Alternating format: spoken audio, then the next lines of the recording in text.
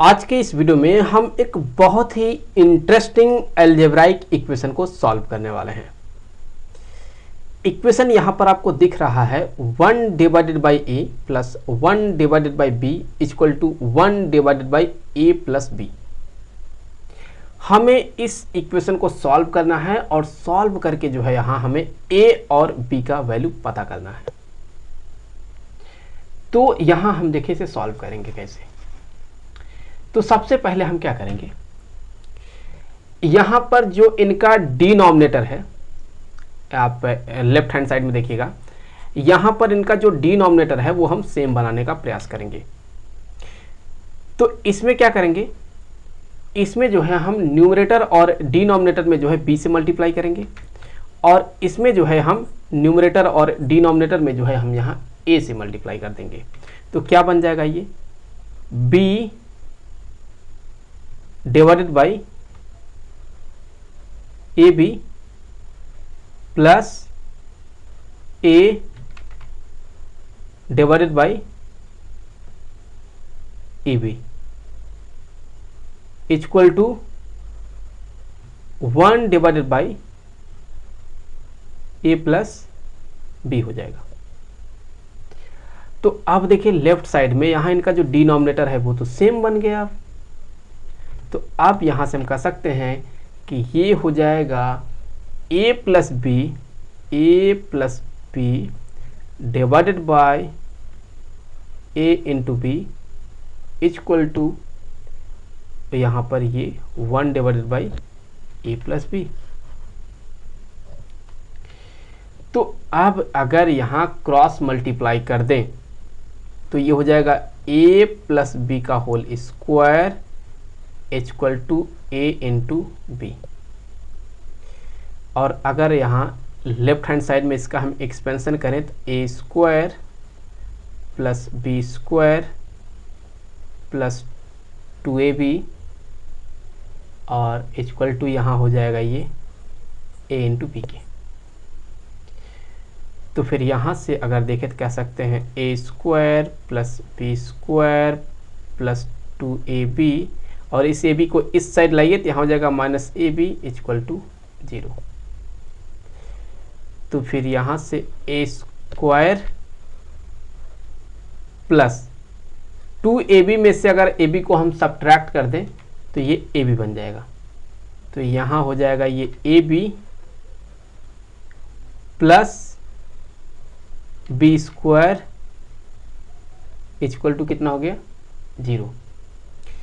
तो अगर मैं यहाँ पर इस पूरे इक्वेशन में 2 से मल्टीप्लाई कर देता हूँ तो क्या बनेगा, ये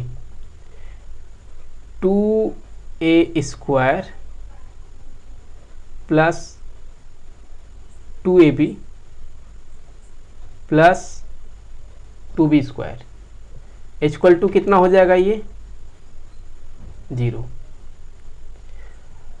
यहां पर देखिए हम कह सकते हैं कि ये 2a स्क्वायर है और ये 2b स्क्वायर है। हम इसको दो पार्ट में स्प्लिट करेंगे। हम 2a स्क्वायर को a square plus a square कर देंगे और 2b स्क्वायर को हम b square plus b square बना देंगे।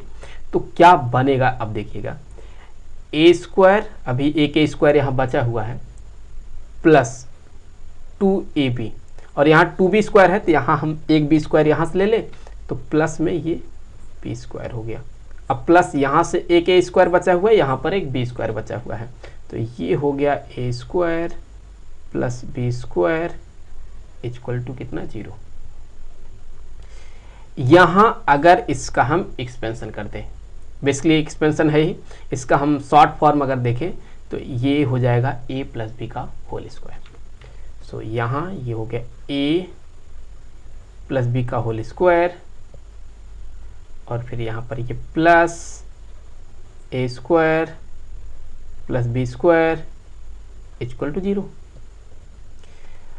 यहाँ पर देखें ये a प्लस बी का होल स्क्वायर है, ये a स्क्वायर है और ये b स्क्वायर है। स्क्वायर हमेशा पॉजिटिव वैल्यू होता है, तो इसका मतलब अगर ये तीनों ही टर्म जो दिख रहा है ये पॉजिटिव होगा तो हम कह सकते हैं या तो ये 0 के इक्वल होगा या फिर 0 से बड़ा होगा। उसी तरह से उसी तरह से ये भी जो है या तो 0 के इक्वल होगा या 0 से बड़ा होगा, और उसी तरह से ये भी या तो 0 के इक्वल होगा या 0 से बड़ा होगा, क्योंकि इनको पॉजिटिव होना है।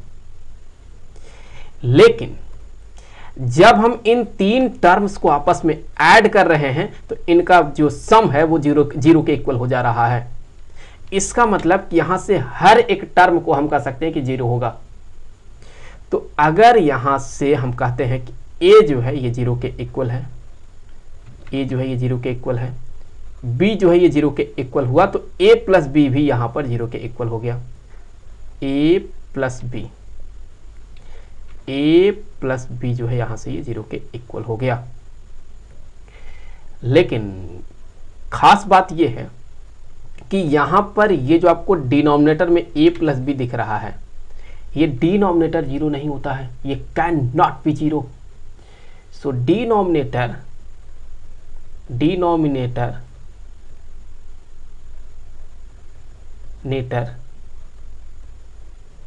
कैन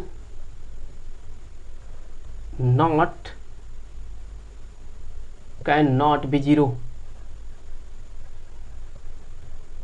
अगर ये 0 नहीं होता है तो हम कह सकते हैं कि अगर a plus b not equal to 0 है तो हम कह सकते हैं a और b भी नॉट इक्वल टू 0 होगा।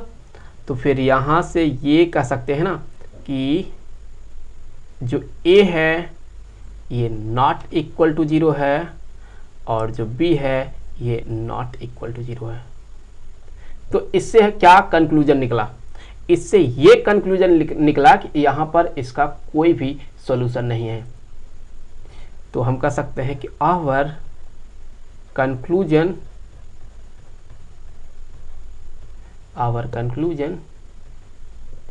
No solution in this question, no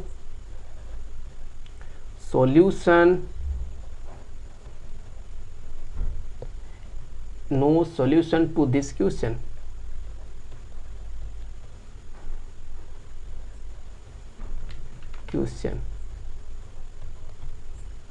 तो इसका कोई भी सॉल्यूशन नहीं है। मुझे उम्मीद है कि ये वीडियो आपके लिए काफ़ी हेल्पफुल रहा होगा। मिलेंगे आपसे अगले वीडियो में किसी दूसरे क्वेश्चन के साथ, तो तब तक के लिए खुश रहें। Good bye.